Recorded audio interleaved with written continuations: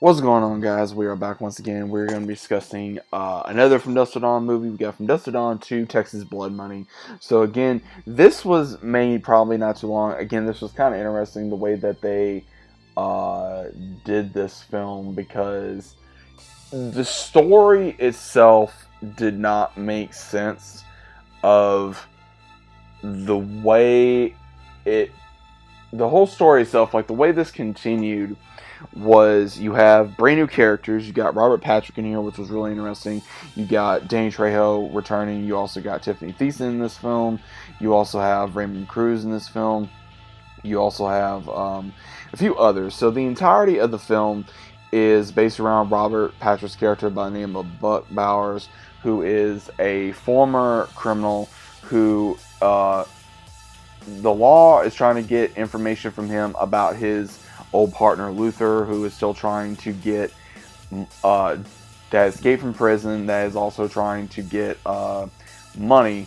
And later on, between Buck, Luther, and among others, they try to go ahead and do a heist at some point to go ahead and rob a bank in Texas and then flee the border.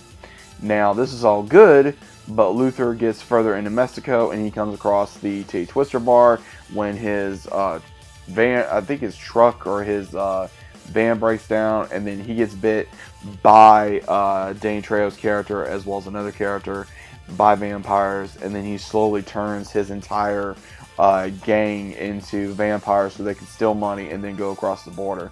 And Buck, he slowly learns about this and then he tries to fight him off alongside the law at one point. So it's kind of cheesy, but also at the same time it's kind of interesting. But for a story aspect, it doesn't make sense because it brings up the Gecko brothers. But it makes me wonder, okay, how is Danny Trejo character alive when he died in the first one? And then also thought all the vampires were originally dead. So it really didn't make no sense unless this was probably before the Gecko brothers. I'm not sure because, again, it didn't make no sense to me. But I will say some of the lines in here was pretty good. I think one of the lines I really like is where Robert Patrick was able just to really pull this off, to where he was able to make one line where he was talking to Muse Watson's character, CW, and he's just talking to him about all the issues that he's had, and he's like, well, damn, CW, he says, if your dog got died or whatever, he says, we can make ourselves a country song. And then he says, well, it got killed last month. He says, well, damn, I was just playing. So it's one of those where Robert Patrick was actually be able to bring it. He was actually a very good lead in this film. And overall, the issues that's in this film is kind of cheesy. The story doesn't fully make sense due to the first one.